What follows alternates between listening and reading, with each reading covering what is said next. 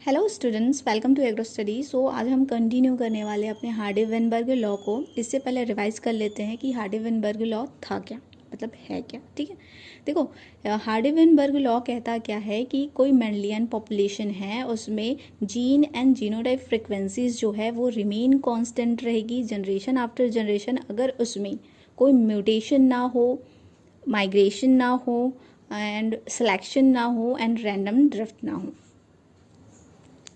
अब बात करते हैं हार्डी-वेनबर्ग इक्विलिब्रियम के बारे में। ठीक है, उन्होंने इक्वेशन दिया है P + Q = 1। P है यहाँ पे dominant homozygous frequency and Q है यहाँ पे recessive homozygous frequency. Okay, let's take example. मान लो कोई 100 इंडिविजुअल्स की पॉपुलेशन है, जिसके एक जीन की बात करते हैं, capital A and small e, 2 allele हैं। ठीक है, एक जीन में 2 एलील है, capital A and small e, जिसमें जो 100 पॉपुलेशन है उसमें 50 जो है वो कैपिटल A है एंड 50 जो है स्मॉल a है। सो फ्रिक्वेंसी निकालेंगे number of individual upon total number of population. अब देखो हमारा नंबर ऑफ इंडिविजुअल जो है कैपिटल A का वो है 50 and total number of population जो है वो 100 है। अब डिवाइड करेंगे तो हमारा आंसर आएगा 0.5। तो जैसे कैपिटल A का आया वैसे स्मॉल a का भी होगा। देखो अब जो P है वो रिप्रेजेंट कर रहा है कैपिटल A को एंड जो Q है वो रिप्रेजेंट कर रहा है स्मॉल a को। = दोनों का प्लस करने पे = क्या होगा, 1 होगा। तो हमारा जो कैपिटल A का जो इक्वेशन है, सॉरी फ्रिक्वेंसी है, वो आई है 0.5 एंड जो स्मॉल a है उसकी फ्रिक्वेंसी भी जो है 0.5 है। अब दोनों को प्लस करेंगे तो कितना होगा, 1 होगा। हो गया हमारा इक्वेशन। अब हम करेंगे दोनों का होल स्क्वायर, मतलब P + Q का होल स्क्वायर = 1 का होल स्क्वायर। अब इसका आंसर होगा, आप लोगों ने मैथ्स में पढ़ा होगा कि A + B का होल स्क्वायर क्या होता है, तो A² + 2AB + B²।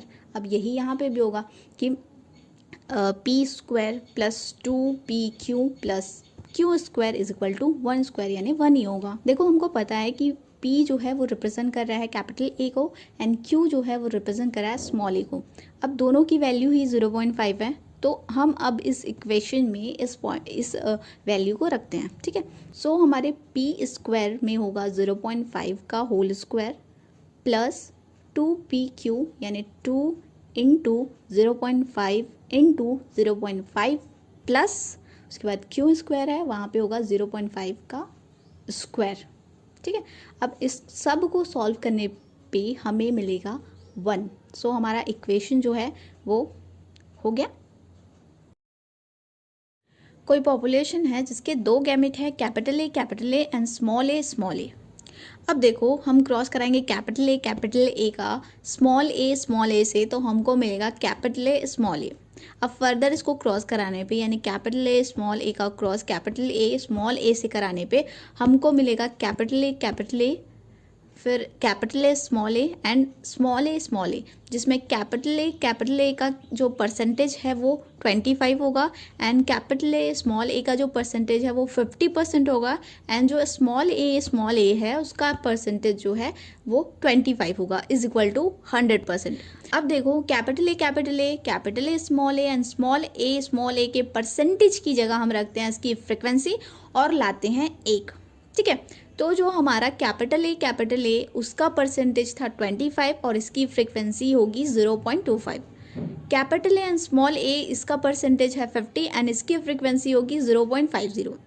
Small a इसका परसेंटेज है 25 और इसकी फ्रिक्वेंसी जो होगी वो 0.25। अब इन सब को प्लस करने पे हमको मिलेगा 1।